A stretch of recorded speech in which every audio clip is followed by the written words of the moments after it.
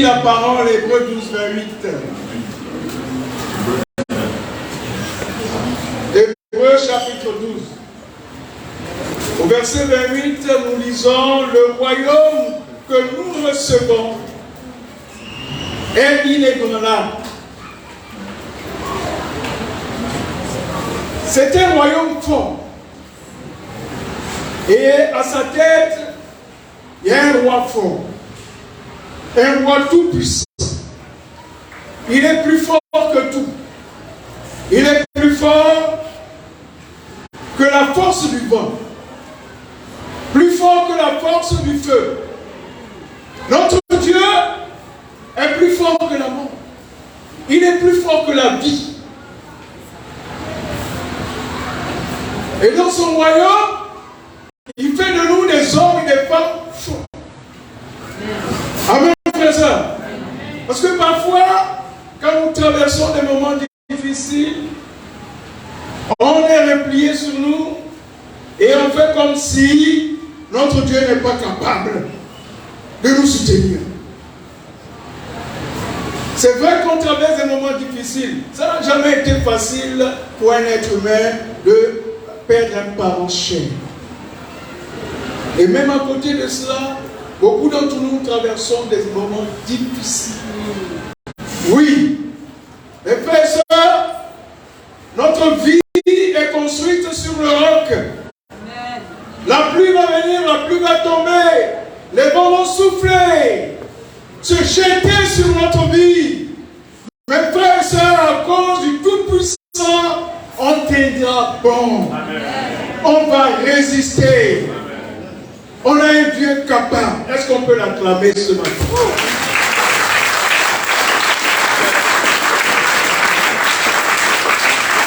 Amen.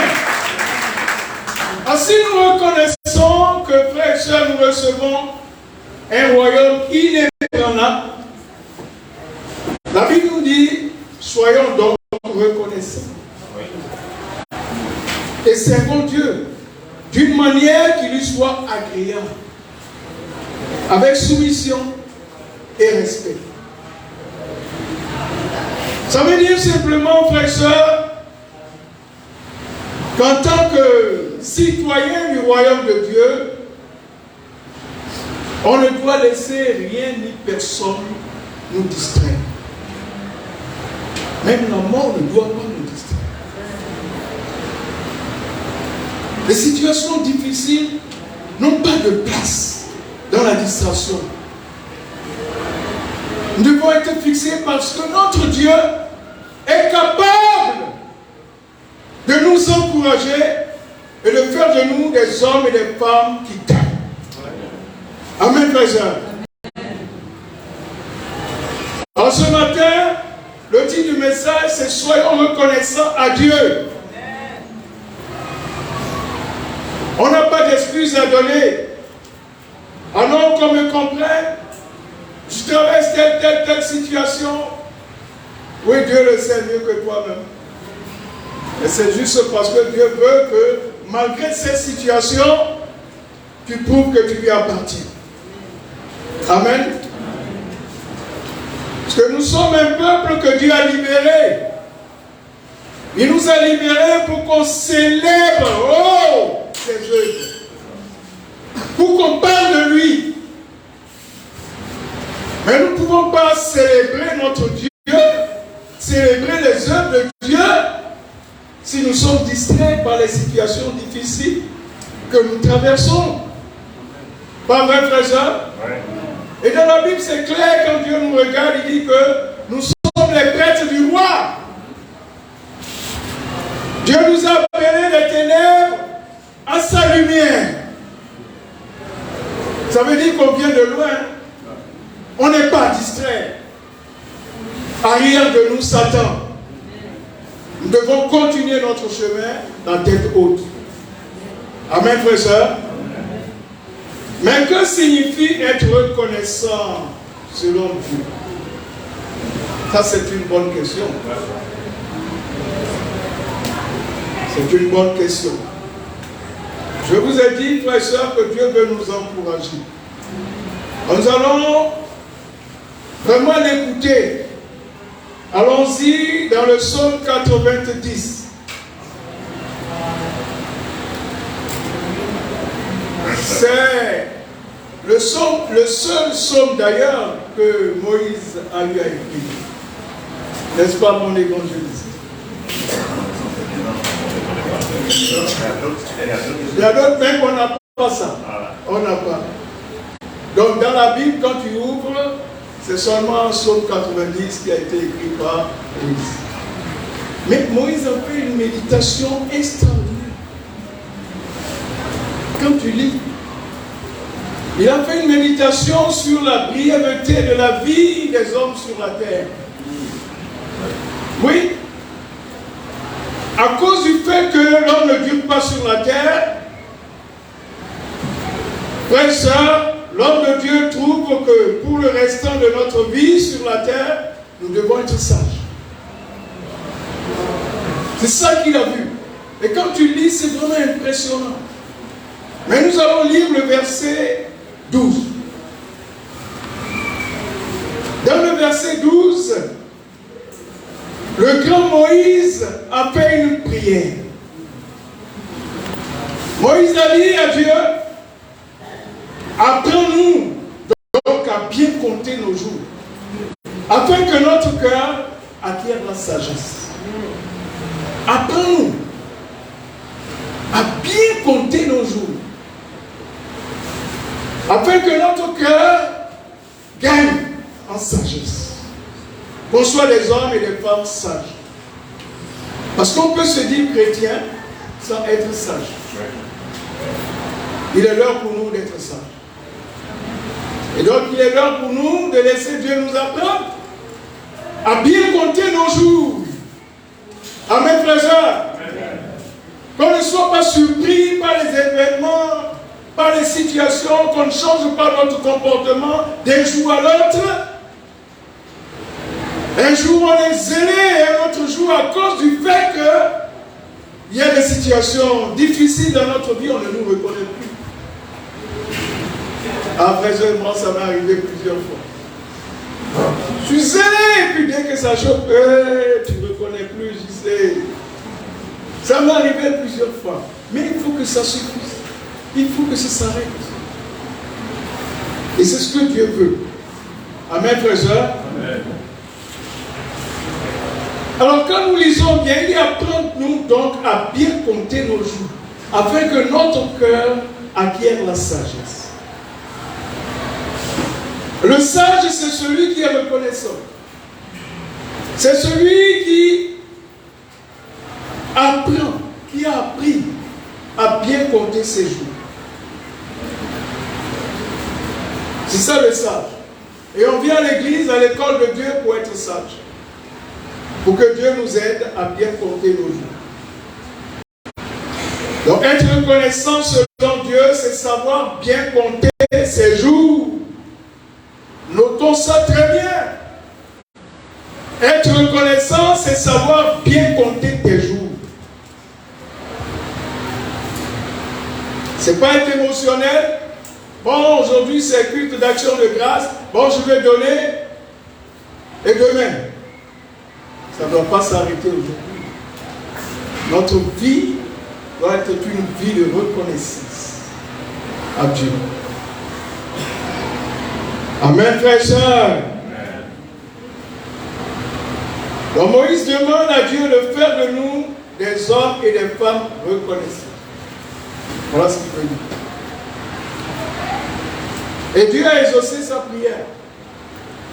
Il a exaucé sa prière et ce matin, nous allons chercher à comprendre bien ce que ça signifie, bien compter ses jours.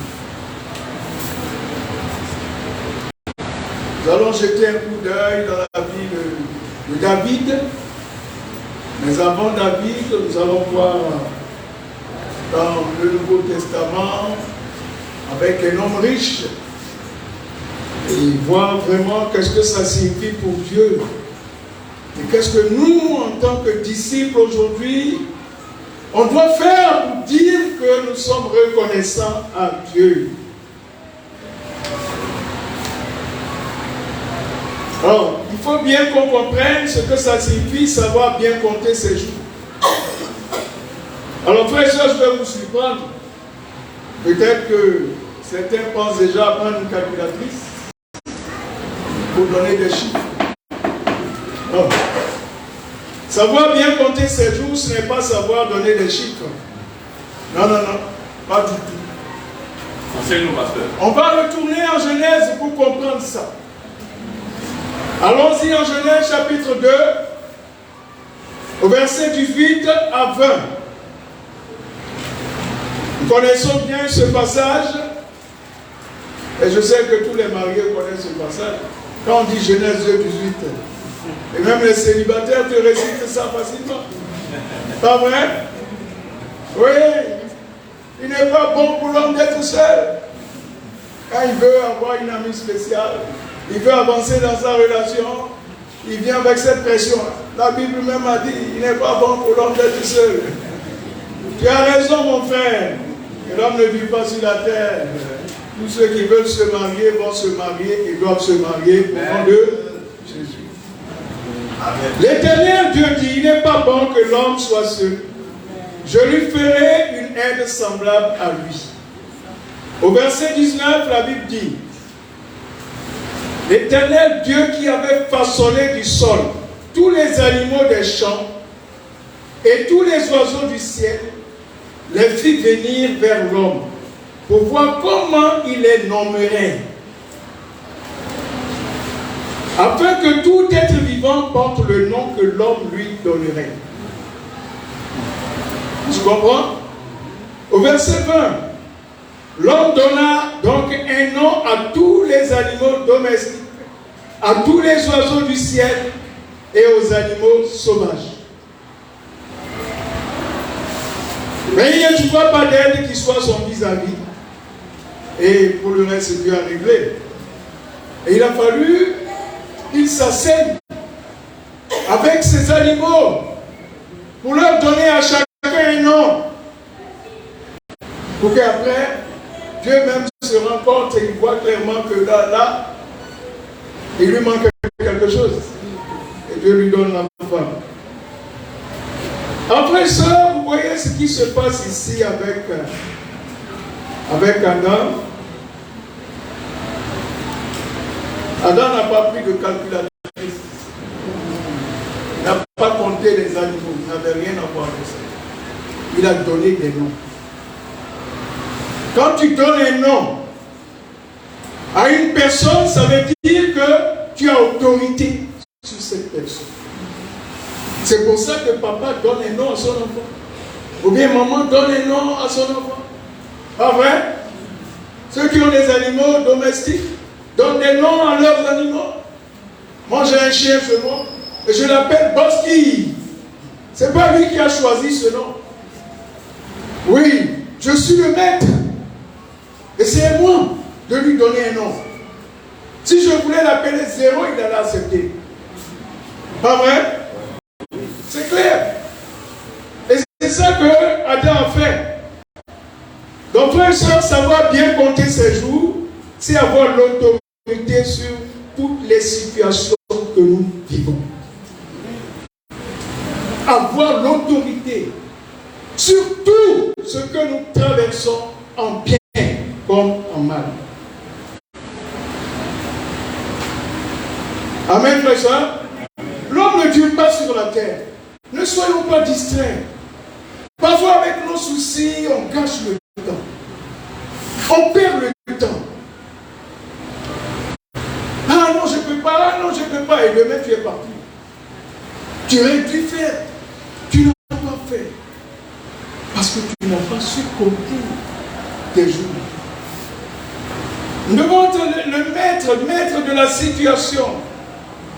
Comme l'homme est le maître du chien, du chat. Amen, frère et soeur. C'est toi qui le nourris. Donc il dépend de toi. Et il faut savoir le nourrir. Il faut savoir bien nourrir son chien. Hein. Vous savez qu'en Afrique du Sud, j'ai vu ça sur Internet la semaine dernière. Il y a un monsieur qui a été dévoré par ses chiens. Mais ça, il les nourrissait comment? C'est ça le problème. Si tu les nourris avec la viande fraîche, mais le jour où il n'y a pas de viande, il n'y a rien, mais toi tu es de la viande fraîche pour lui. Est-ce qu'on se comprend? Ah, il faut savoir nourrir ton animal. Et je sais que qui ça, il ne donne pas n'importe quoi à ses chiens. C'est mon conseiller, donc il m'aide par rapport à mon chien. Aujourd'hui, si tu donnes la viande fraîche à Bosky, il ne va pas manger. Il n'est pas habitué. Il faut cuire ça. Quand c'est cuit, il va manger. Donc ça veut dire que Bosky ne va pas me manger. Il n'a pas cœur. Quelqu'un dit il n'a pas cœur. Il ne peut pas. Amen, frère et sœur. Donc, pour dire que tout dépend de nous, c'est nous qui nommons les situations que nous traversons. Tu peux décider que ce soit un cadeau. Un cadeau, ça donne la joie, n'est-ce pas? Ouais. Mais si pour toi le cadeau ne te donne pas de la joie, ça veut dire qu'il ne s'appelle pas cadeau. Je me souviens quand j'étais encore tout petit avec mes deux grands frères, mes aînés, notre papa avait l'habitude de nous envoyer au magasin Bata. Qui a connu Bata? Les plus jeunes ne connaissent pas. On allait s'habiller et se chausser là-bas, à chaque rentrée scolaire. Et au début, quand on était tout jeune, on était content, on va à Bata, on est content. Mais à un certain moment, on a pris de l'âge, on a vu nos amis qui ne s'habillaient pas avec Bata. Alors papa est venu avec 2 paires de Bata chacun. On était 3, il a distribué. Il connaît nos points de vue, mais on était fâchés. On a dit on ne veut pas Bata, mais lui il allait prendre Bata. Pour nous, ce n'est pas cadeau. En réalité, on n'a fait aucun effort pour l'avoir. Mais comme ça ne nous fait pas du bien, on n'est pas fiers de ça. Alors on n'est pas content. Et pourtant, le cadeau, ça doit te réjouir. Amen, frère, ça. Il y a certaines personnes qui ont reçu des cadeaux et qui n'étaient pas contents. C'est pas vrai? Parce qu'ils ont regardé le cadeau, la valeur du cadeau. Non, ça c'est pas un cadeau. Mais nous devons faire des efforts, frères et sœurs, pour être au-dessus des situations difficiles. Un cadeau, c'est un cadeau. Commence à comprendre que celui qui t'a fait le cadeau a pensé à toi. Il a pensé à toi. Tu es entré en lui, dans sa tête, il a pensé à te faire du bien. Même si tu n'aimes pas le cadeau, souris. Sois joyeux. Sois reconnaissant. Et dis-lui merci. Pas vrai, frère, ça? Ben, je vous dis, nous, on n'a pas dit merci à papa parce qu'on n'était pas content. Parfois aussi,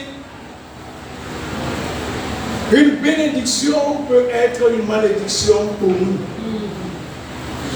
Ça dépend de ce que nous voyons, nous appelons bénédiction. Par exemple, un couple peut avoir un bébé. Normalement, avoir un bébé, c'est une grande fête, c'est la joie. Mais vous savez qu'à cause de la nouvelle naissance, à cause de l'arrivée d'un bébé, certaines personnes ne sont pas joyeuses. Oui. Il y a des couples qui ne s'entendent pas. Pourquoi? Parce que maman est trop fixée sur son bébé. Ou bien papa est trop fixé sur son bébé. Donc le bébé arrive et puis on est mal à l'aise. Ce n'est pas normal. Si on a compris que c'est une bénédiction, c'est une grâce, notre attitude doit être une attitude de gratitude. On doit être reconnaissant. Ça doit nous réunir. C'était on a bébé et puis on vient plus au culte. Est-ce que ça, c'est dire merci à Dieu? Est-ce que c'est reconnaissance? Parce que j'ai bébé, je ne dois plus venir. Dieu a dit ça? Au contraire. Moi, je me souviens quand j'ai eu mon premier bébé, Josué, que vous connaissez. Tous ceux qui m'ont vu à cette époque me voyaient, moi, c'est moi qui portais l'enfant. C'est pas sa maman. Je viens au culte avec l'enfant. J'avais un tambour, il est là.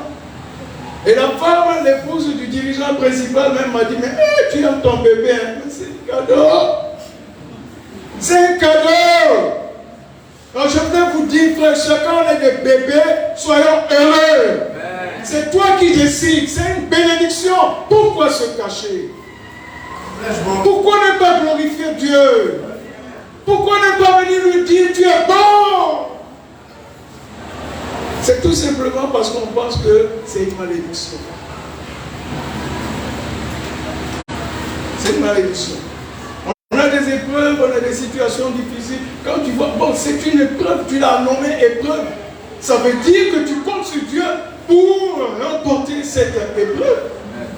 Pour être au-dessus de l'épreuve, c'est un défi. Ah, compte sur Dieu. Tu ne vas pas baisser les bras. C'est une erreur. Et alors, demande pardon et on avance. C'est une ruse du diable. Et alors, Jésus a tenu ferme. Viens prendre des conseils, on va t'aider. Amen, frère, soeur. C'est une faiblesse. On est là pour t'aider. Dieu est là pour te donner la victoire. Amen, frère, soeur. Oui. Et tu vas comprendre que certaines situations sont pour toi peut-être un tremplin. On sait ce que c'est un tremplin. Un tremplin, c'est une élévation pour ceux qui savent nager. Hein, parfois, quand on va à la natation, il y a une élévation là, on monte dessus pour pouvoir aller plus haut et plus loin. On connaît ça, non? Voilà. Donc il y a des situations qui viennent dans nos vies comme ça, comme des tremplins, pour nous permettre de pouvoir aller plus haut et plus loin. C'est pour ça, Romains 8, 28, Paul dit, toutes choses concourent au bien de ceux qui aiment Dieu. Amen, frères et sœurs. Donc ne nous décourageons jamais. Ne laissons aucune situation voler notre joie. Soyons toujours joyeux. Parce que sinon, on va tomber dans la foi. On va divorcer. On va fuir, on va abandonner. Frère, soeur, Dieu ne sera pas content. Et c'est pour ça que Moïse a prié. Il dit, apprends-nous à bien compter nos jours. Il faut qu'on apprenne ça. Ça s'apprend. Tout s'apprend. On est à l'école de Dieu. Tout s'apprend, frère. Amen. En Luc 12, verset 16 à 21, en nous racontant ici la parabole du riche propriétaire, Dieu exauce la prière de Moïse pour nous permettre de bien méditer et de comprendre ce qu'on a besoin de faire. Parce que, frères et sœurs, quand tout va bien, on oublie Dieu. Oui. C'est pas quand tout va mal seulement. Quand tout va bien aussi, on pense que ça vient de nous. Alors on arrête tout. Certains même on peut arrêter et venir à l'église. Parce que ça va chez moi. Je n'ai pas besoin d'y aller. Non, c'est un culte de mi-semaine. Je n'ai pas besoin d'y aller. Tout va bien chez moi. Il n'y a qu'à faire leur affaire là-bas. Tu ne sais pas qui est Dieu? Soyons calmes et lisons cette parabole. La Bible dit, c'est Jésus qui parle. C'est une histoire qui raconte pour faire passer un message. Jésus dit, le domaine d'un riche propriétaire avait rapporté de façon exceptionnelle. Ça, c'est la grâce de Dieu. Il est béni. L'homme s'est mis à réfléchir. Que faire? Je fais quoi? Je suis envahi de grâce, de bénédiction. Waouh! Qu'est-ce que je veux faire? Ah, c'est une bonne question. Mais il continue. je n'ai pas assez de place pour rendre toute ma récolte. Ah, se dit-il, enfin, après avoir réfléchi, je sais ce que je vais faire. Il n'a pas pris de conseil quelque part, mais il sait. Dans tous les cas, c'est sa richesse. C'est pour lui qui va lui donner conseil. Après, on raisonne comme ça. C'est pour moi. Après tout, j'ai travaillé dur. Qui était là pour m'aider? Il dit, je vais démolir mes greniers pour en construire de plus grands. Et j'y entasserai tout mon blé et tous mes autres biens. Après quoi, je dirai à mon âme, te voilà pourvu de biens en réserve pour de nombreuses années. Repose-toi, mange, bois et jouis de la vie. Voilà la solution. Il dit à son âme, ce n'est plus la peine de faire des efforts, aller apprendre quoi que ce soit, peut-être à l'église ou quelque part d'autre. Je suis suffisant. Tout ce qu'on a à faire, c'est manger, dormir, boire. Il dit, repose-toi, mange, bois et jouis de la vie, les plaisirs de la vie. C'est ton travail. Tu as transpiré pour ça. Frères et sœurs, au verset 19, non, au verset 20 plutôt, mais Dieu lui dit, pauvre fou que tu es. Pauvre fou. Dans certaines versions, c'est écrit insensé, stupide. Stupide. Il dit, c'est lui-même, tu vas mourir. Ton âme te sera redemandée. Donc tous ces va-et-vient que tu as fait là, c'est zéro. Il va même jusqu'à dire, tout ce que tu as préparé pour toi, qui va en profiter? Voilà quel sera le sort de tout homme qui amasse des richesses pour lui-même au lieu de chercher à être riche auprès de Dieu. Il est impossible d'être égoïste et reconnaissant. Si tu es égoïste, tu ne peux pas être reconnaissant. Tu es fixé sur toi, il est impossible pour toi de dire merci à quelqu'un. Tu penses que tu mérites tout. Tu ne peux pas être reconnaissant. Il a cherché à assurer son avenir en amassant des biens sans prendre en compte Dieu. On n'entend même pas parler de Dieu, ni de quelqu'un d'autre. Tout est lui. Moi. Frères et sœurs, nous devons apprendre à être reconnaissants, à tuer l'égoïsme. C'est ça. Tu dois tuer l'égoïsme. Penser aux autres. Penser à Dieu. Qu'est-ce que Dieu attend de moi? Qu'est-ce que Dieu veut que je fasse pour lui faire plaisir? Alors, si tu restes fixé sur toi, tu auras le même sort que ce monsieur. Alors Dieu nous donne, Jésus a donné cette parabole juste pour qu'on apprenne à bien compter nos jours. Oui, c'est pas pour rien. C'est pas pour qu'on soit là pour critiquer ce monsieur. On peut être aussi des pauvres fous. Oui. Des insensés. Des stupides. Oui, quand on vit comme lui. Quand on oublie Dieu. Quand on oublie les autres. On ne donne pas. On vient à l'église, on fait ce qu'on a envie de faire. Comme on veut. Quand on veut. Tout ce qui nous plaît. Mais il y aura un jour, oui, il parle à son âme. Vous savez que c'est l'âme qui concerne Dieu. La Bible dit que notre âme appartient à Dieu. Ça ne nous appartient pas. L'âme appartient à Dieu. Et Dieu va te retirer l'âme. Quand il te retire l'âme, c'est fini. Ton corps ne peut plus bouger. L'âme de notre frère Ngoma est partie.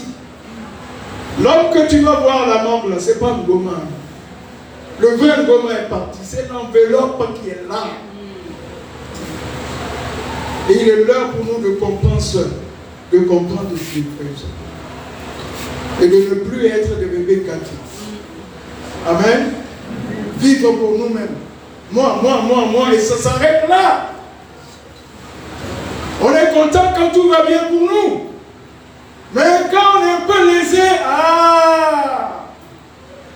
on n'est plus content, on n'est plus prêt à faire les choses comme Dieu veut. Donc, frères et sœurs, sortons de cette catégorie de personnes. Amen. Amen. Sortons de là pour être reconnaissants. Il nous a donné aussi l'exemple de David. Quand on parle de David, on pense tout de suite à 1 Samuel 17. David et Goliath. Oui, ça aussi c'est une histoire qui montre que David n'est pas égoïste. Et ça montre qu'il est reconnaissant parce qu'il s'est battu, pas pour lui, mais pour Dieu. Il a risqué sa vie, n'est-ce pas? Mais Samuel 30, là encore, frères et sœurs, c'est un secret que David ressort ici pour nous. Et que nous devons imiter pour être des hommes et des femmes reconnaissants.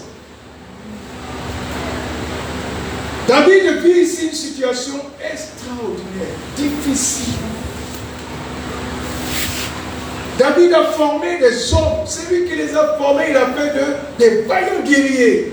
Il a donné son temps, son énergie, ses connaissances, son amour. Mais frères et sœurs, suivez bien l'histoire. La Bible dit, lorsque David arriva, le surlendemain avec ses hommes à Siklag, ça c'était l'endroit où ils vivaient. Donc ils sont sortis, ils reviennent chez eux. Il le trouva ravagé et incendié. Les Amalécites avaient fait une incursion dans le Negev et contre Siklag. Ils s'étaient emparés des femmes et de ceux qui se trouvaient dans la ville, quelle que soit leur condition sociale, sans toutefois tuer personne, parce que pour eux, après, ils vont vendre en esclavage. Ils les avaient emmenés et avaient continué leur chemin. Mais quand David et ses compagnons arrivèrent à la ville, ils découvrirent donc qu'elle avait été incendiée et que leurs femmes, leurs fils et leurs filles avaient été emmenés captifs.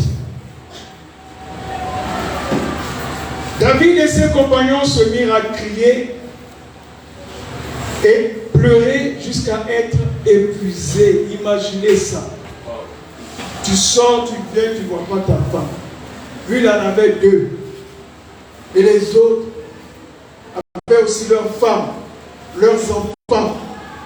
David les a entraînés, ils sont allés, ils reviennent. Ils n'ont plus de bien, on a brûlé tout. Ils ont pris femmes et enfants, tout.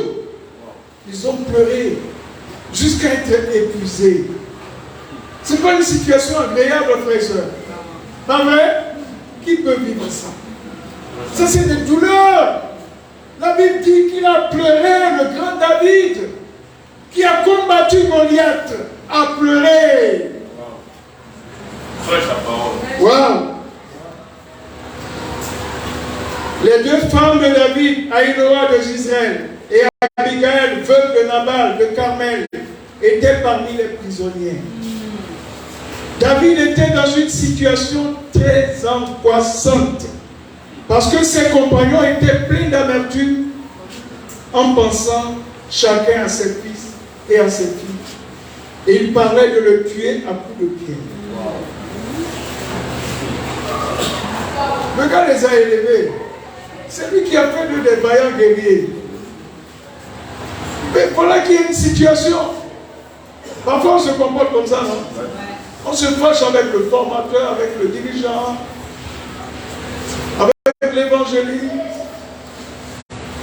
On se fâche entre nous.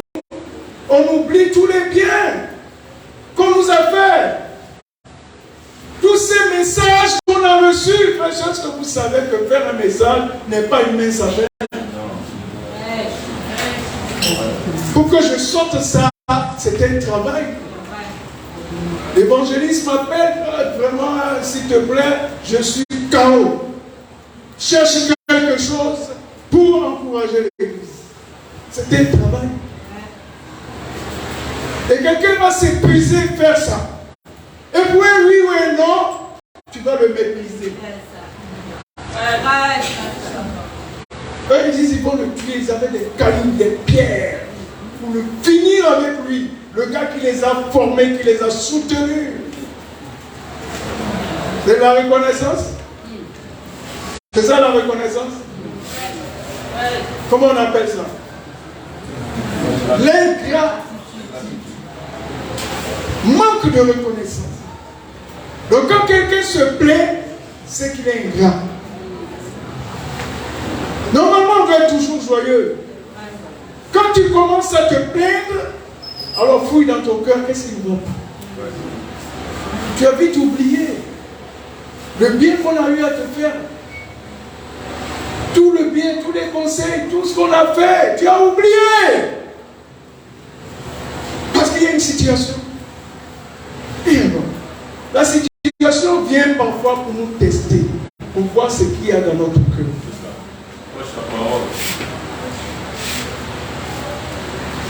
La Bible dit, mais David, il a vu tout ça, c'était difficile pour lui, mais il usa de nouvelles forces en se confiant en l'Éternel son Dieu. Voilà la reconnaissance. Il se souvient de ce que Dieu a fait pour lui. Dans les moments difficiles face à Goliath, il a compris que Dieu, il est le même, il ne change pas. Face à les gens qui veulent me tuer, j'ai besoin de retourner à Dieu. Il est retourné à Dieu, et frères et sœurs,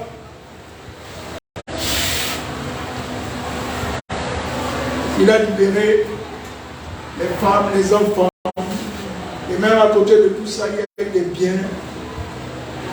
Ils ont eu beaucoup de choses. Il a partagé tous ces biens qu'ils ont pu avoir en part égale. Il est reconnaissant. Dans le groupe, il y a certains qui n'ont pas voulu retourner avec David parce que David a compté sur Dieu. Et Dieu lui a dit, vous pouvez venir à la maison. Verset 7 jusqu'à 24. Il a compté sur Dieu et Dieu lui a dit, vas-y, tu peux te battre. S'il n'avait pas compté sur Dieu, on allait le zibouer. Mais avec Dieu, tout est possible. Il a eu la victoire. Il leur a donné leur femme, leurs enfants.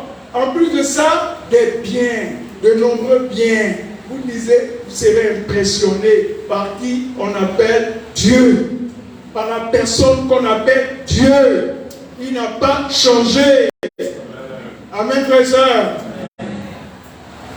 Et si David est reparti à Dieu, c'est parce qu'il est reconnaissant. La reconnaissance sauve. Soyons reconnaissants. Amen, frères et sœurs. Voilà pourquoi, dans le psaume 103, on va lire verset 1, 2 pour le moment. Aujourd'hui, nous lisons les psaumes de David et nous sommes contents. Mais une chose que je veux vous dire, il a écrit ces psaumes dans les moments de douleur. Au moment où tout le monde est découragé. Hein? Sa vie en danger. Lui, il va s'asseoir et puis il compose le psaume. Ce n'était pas un chanteur. Hein? Il ne chante pas pour chanter. Hein? Mais il parle à son Dieu. Ce sont des méditations. Il dit des choses qui viennent de son cœur. Dans le psaume 103, verset 1 à 2, il dit, mon âme bénit l'Éternel. David ne parle pas à son ventre. Il ne dit pas, mon ventre bénit le Seigneur. Il ne dit pas, mes pieds bénissez l'Éternel. Ma tête bénit l'Éternel. Ma bouche bouche bénit l'Éternel. Ce que David dit. Mon âme bénit l'Éternel. Vous savez pourquoi? L'âme, c'est le siège de nos émotions. C'est notre mémoire. L'âme garde tout ce que nous avons vécu. Et David est en train de donner à son âme. Voilà ce que tu as fait. C'est toi qui vas dans le jugement. Prends la décision. Bénis l'Éternel. Sois reconnaissant. Il dit que tout ce qui est en moi bénisse son Saint-Nom. Il reprend, mon âme bénit l'Éternel. Nous venons ici, nous chantons. Mon âme bénit l'Éternel. Mes frères et sœurs, on le chante du bout des lèvres. Notre cœur, notre âme a besoin de ressentir cela. C'est à son âme qu'il parle. Il ne parle pas à autre chose. L'âme, c'est notre véritable personne. Notre personnalité. Je vous ai dit, Ngoma, c'est pas Ngoma que tu peux voir ici. L'âme est partie. Nos âmes, ça appartient à Dieu, ça ne t'appartient pas. Tu peux faire tout ce que tu veux, quand Dieu veut pas. Alors maintenant, l'âme est faite pour bénir Dieu. L'âme n'est pas faite pour jouer. Amen, frères et sœurs. Notre âme n'est pas faite, frères et sœurs, pour jouer. On se souvient de l'homme riche. Il dit à son âme, repose-toi, mange, bois, et jouis de la vie. David lui dit le contraire. Mon âme bénit l'Éternel. Qu'est-ce que toi tu dis à ton âme ce matin? Ouais.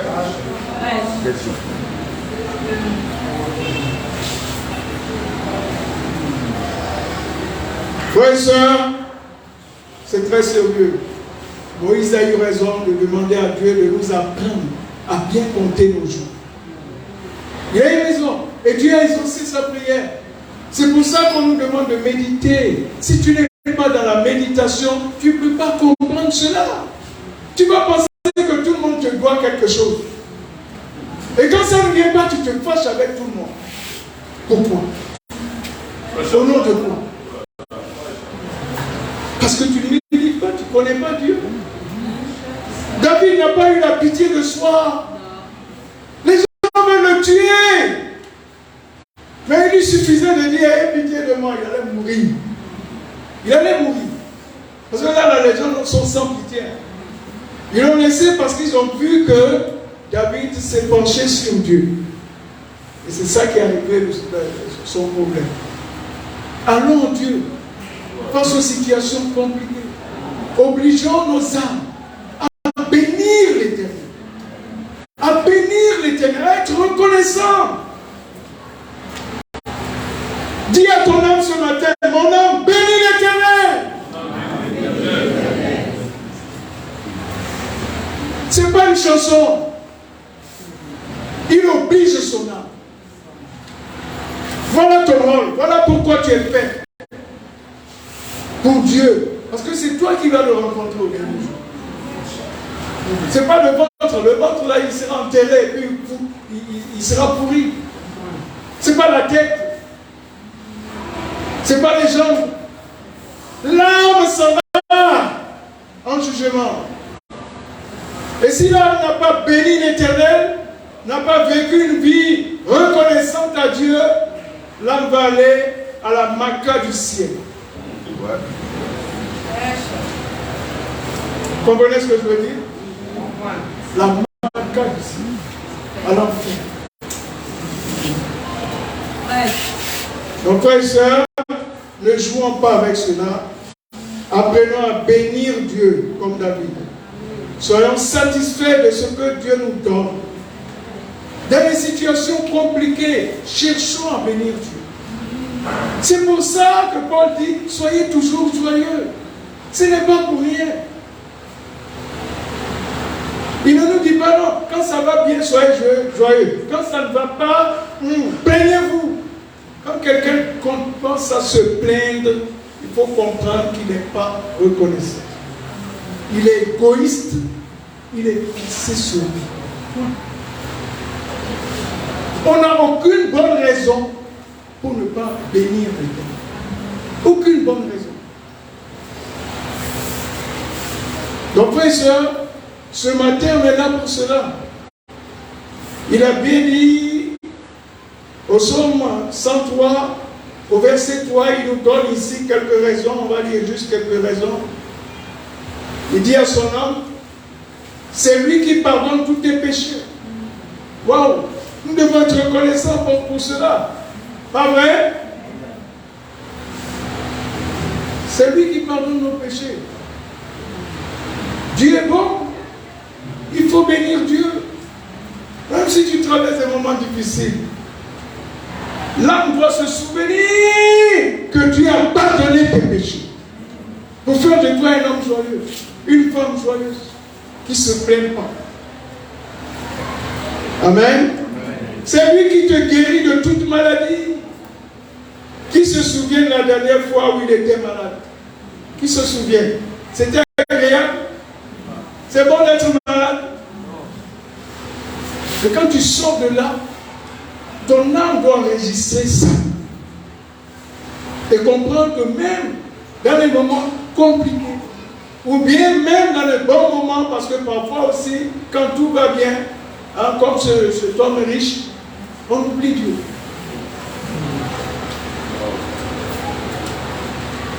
Au verset 4, il dit, c'est lui qui t'arrache à la tombe. C'est-à-dire qu'il te délivre d'une mort prématurée. Avant d'arriver ici, beaucoup d'entre nous, on a emprunté des véhicules. Est-ce que tu sais ce qui pouvait arriver? Est-ce que tu sais ça? Je sais que chacun de nous ici, on a des histoires. Si Dieu n'avait pas intervenu, on était mort. Moi, j'étais en première. J'avais ce qu'on appelle une péritonite appendiculaire. Les médecins comprennent ça mieux que nous. N'est-ce pas, docteur? Péritonite appendiculaire. Parce que ce jour-là, j'ai entendu. L'appendicite a explosé dans mon ventre. Moi-même, j'ai entendu boum, la nuit. Je me lève, je vais aux toilettes, je ne peux pas aller aux toilettes. Je ne peux pas faire pipi. Je ne peux pas faire caca.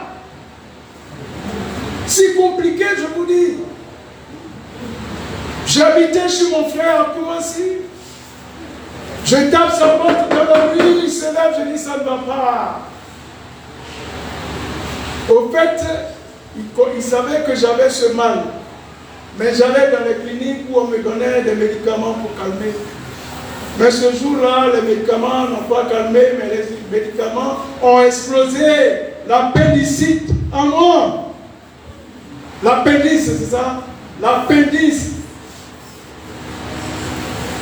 Et c'est explosé, j'ai entendu. On arrête un taxi. Mon frère dit, on va au CHU de Trècheville. Sa femme dit, non, non, non, non, non. CHU, où les gens meurent. Non, allons dans la clinique à côté. C'est le Tassimé qui a dit, ce genre de maladie-là, c'est CHU. Il a pu convaincre mon frère. Et jusqu'à aujourd'hui, je cherche ce monsieur. Je ne sais pas comment le trouver, mais c'est un bienfaiteur. C'est mon bienfaiteur. Dieu est passé par nous. Il a dit, CHU. On arrive au CHU. Parce que je ne pouvais pas me tenir comme ça. Hein. J'ai marché comme ça, on me tenait comme ça. Parce que là, ça fait mal. Et je souffrais. Dès que les gens m'ont observé, ils disent, oh, salle d'opération, tout dessus, sinon il va mourir. Mais imaginez, moi qui ne pouvais pas me tenir comme ça, je marchais comme ça. Dès que j'ai entendu salle d'opération, je te dis non, c'est bon.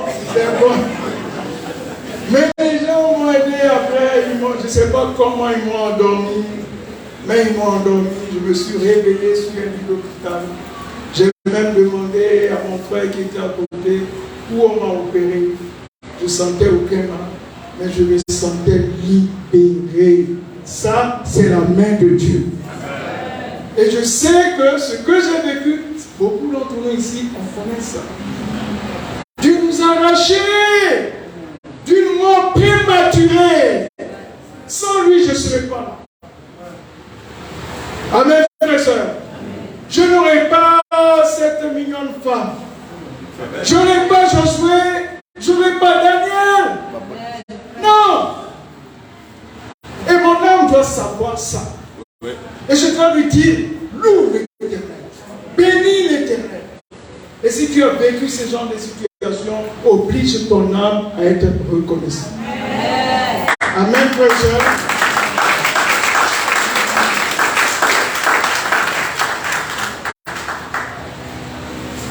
Au verset 5, il dit, c'est lui qui te comble de bonheur tout au long de ton existence et ta jeunesse comme l'aigle, comme dans un nouvel essor. Il nous compare à l'aigle.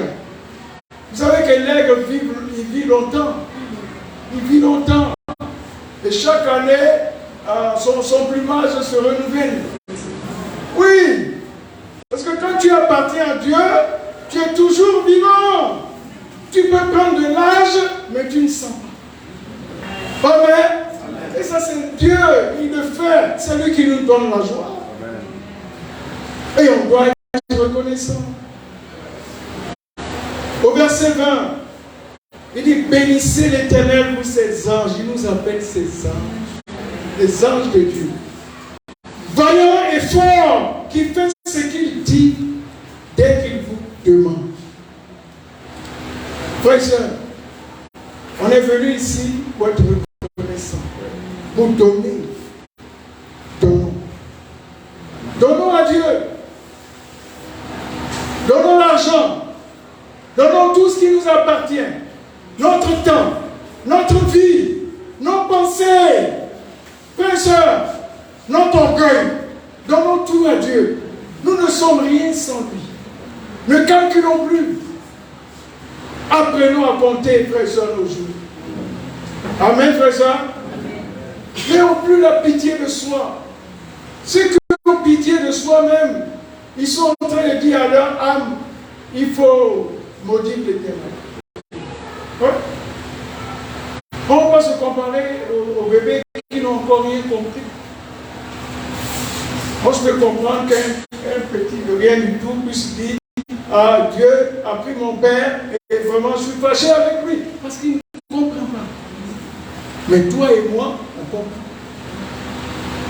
Il ne faut pas que, frères et sœurs, dans des situations difficiles, on se comporte comme ça.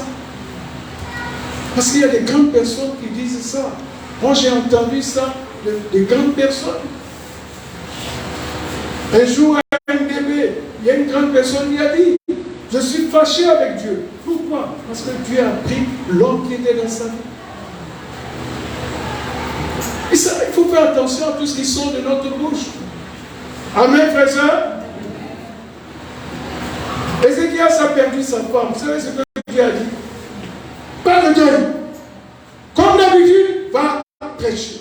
Et il a dit. Vous comprenez ça? Ah, le Dieu que nous suivons, frères et sœurs, il ne pense pas comme nous. Il n'est pas comme nous. Il n'aime pas les enfants gâtés. Dieu veut des hommes forts. Parce que lui-même, il est fort. Amen. Amen. Si on ne traverse pas d'épreuves, qui dira que notre Dieu est fort? Ah! Dans les épreuves, il faut que les gens nous posent des questions. Mais comment tu fais? Et tu leur dis, hey, c'est Dieu. C'est Dieu. Mais si tu dis, c'est moi, c'est que tu n'as rien compris. Au verset 22, pour finir, il dit, oui, bénissez l'Éternel, toutes ses créatures, partout où il gouverne. C'est pour ça que nous devons évangéliser. amener les gens autour de nous à comprendre tout. Les gens se perdent. Dès qu'il y a une situation difficile, c'est fini. Monsieur quitte madame, madame quitte monsieur, et c'est n'importe quoi, les enfants, plein de désordre dans le monde. Évangélisons, encourageons les gens, ouvrons la bouche, frères et sœurs, parlons, parce que ce que Dieu attend, c'est que toutes ces créatures, tout ce qu'il a créé, toutes ces œuvres, partout où Dieu gouverne, puisse louer l'Éternel. Amen. Amen. Mon âme bénit l'Éternel. Frères et sœurs, imitons David. Imitons David, apprenons à bien compter nos jours. Cessons de nous plaindre. On se plaint beaucoup, il y a trop de plaintes. Trop de plaintes. Mais tu sais, quand tu te plains beaucoup, il faut t'attendre à beaucoup d'épreuves. Parce que tu échoues. Une plainte, c'est un échec. Tu viens d'échouer. Il y aura une autre épreuve. Mais quand l'épreuve arrive et tu es dans la joie, alors Dieu se dit, ah, il a grandi. Hein. Il a grandi. On peut compter sur lui. Hein? Et là, il y aura moins d'épreuves. Amen, frères et sœurs. C'est important. Fuyons l'égoïsme. Parlons sérieusement à nos âmes. Nous serons des hommes et des femmes selon le cœur de Dieu. Vous savez, ce n'est pas pour rien. Dieu a dit que David était l'homme selon son cœur. Beaucoup d'entre nous, on regarde, mais il a couché avec Bathsheba. Mais comment Dieu peut faire ça? Comment Dieu peut dire ça? Non, ce monsieur a un cœur de repentance. Un cœur repentant. Un cœur qui oublie facilement ses erreurs, ses fautes, et qui se plie en quatre pour élever Dieu. C'est quand on commet une erreur, et puis c'est fini, on est couché. C'est fini pour moi, oh, je suis tombé dans la foi. J'ai eu tel problème, oh, c'est fini, c'est pour ça que je ne vais plus à l'église. C'est trop compliqué. Est-ce qu'il y a un endroit sur cette terre où il n'y a pas de difficulté? Soyons sérieux avec nous. Parce que notre Dieu est sérieux. Dieu veut faire de nous des hommes fiers. Des hommes capables de dire que Dieu est bon. Amen. Il veut nous prendre comme il a pris David. Il dit que David est l'homme selon son cœur. Soyons des hommes et des femmes selon le cœur de Dieu. Frères et sœurs, soyons reconnaissants. Que Dieu vous bénisse.